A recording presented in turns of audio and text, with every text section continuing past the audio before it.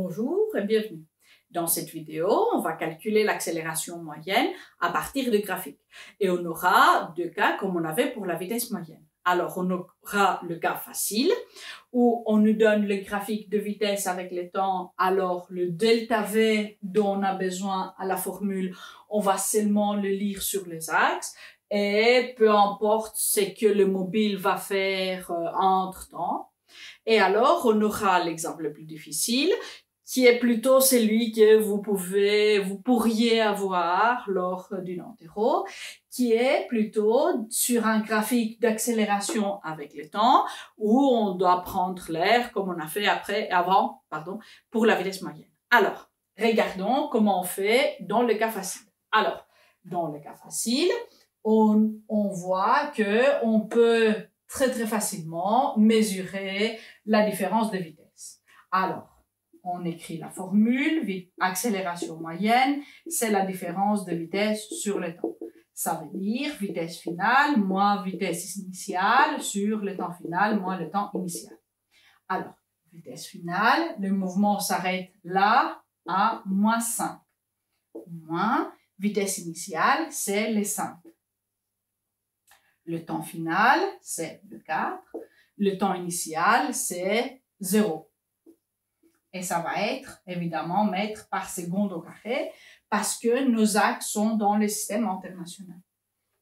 Ça va faire une accélération moyenne de moins 10 sur 4 mètres par seconde au carré, qui va nous faire 2,5 mètres par seconde au carré.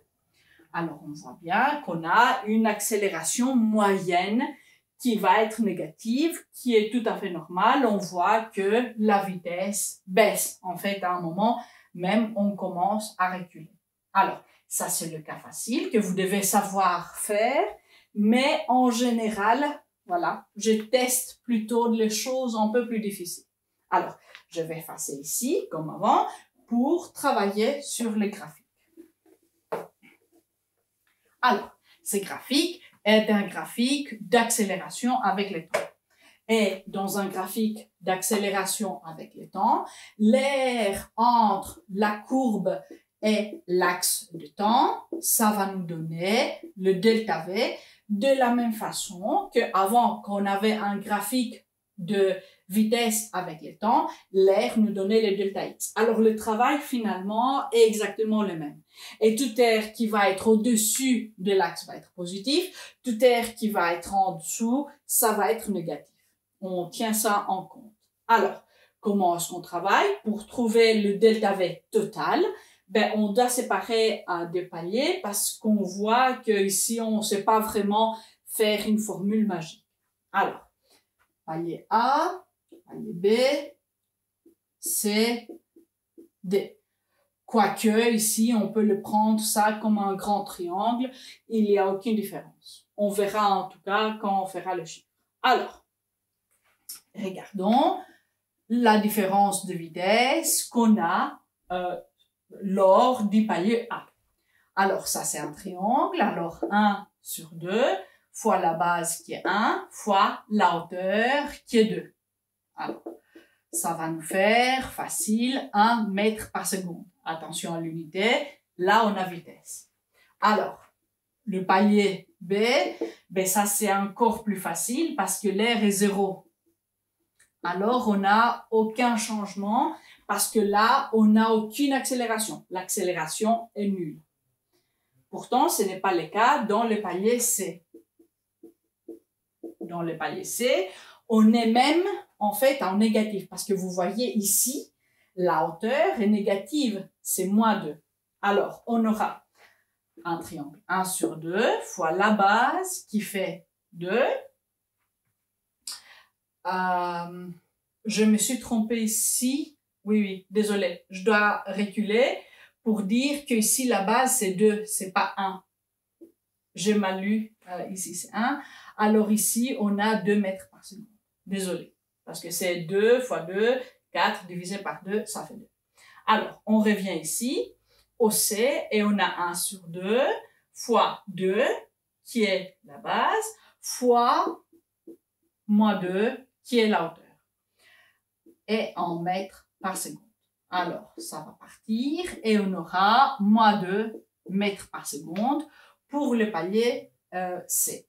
Alors, regardons le palier D, et qui est aussi un triangle, qui a aussi une base 2, qui a aussi une hauteur qui est moins 2.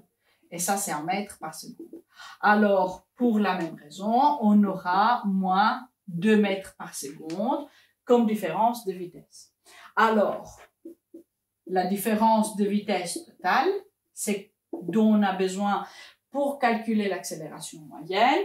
Ça va être 2 plus 0, moins 2, et ça va être en mètres par seconde. Moins 2 plus 2, ça va partir, ce qui va nous laisser un moins 2 mètres par seconde.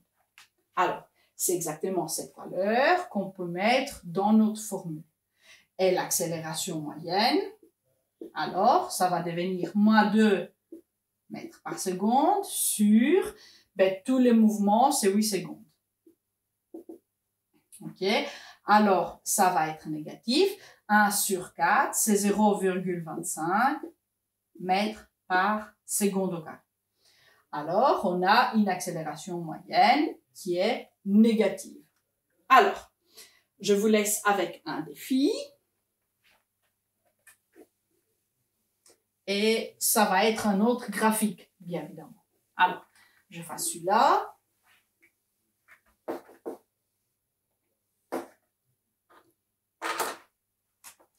Et faisons un graphique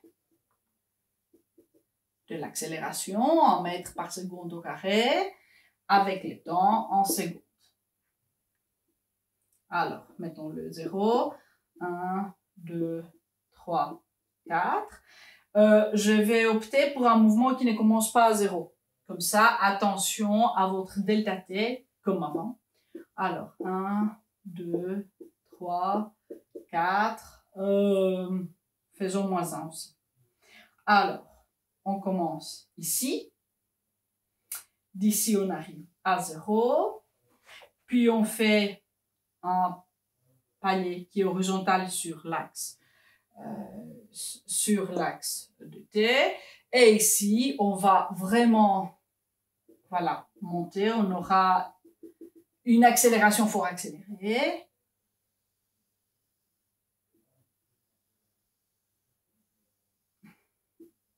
Qui va jusqu'aux 4 mètres par seconde au carré.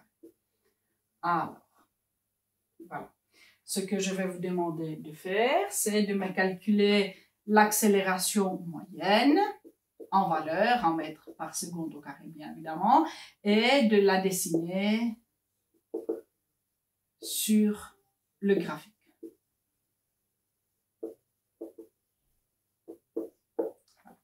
Avec ça, je vous dis au revoir et à bientôt pour d'autres vidéos. Ciao!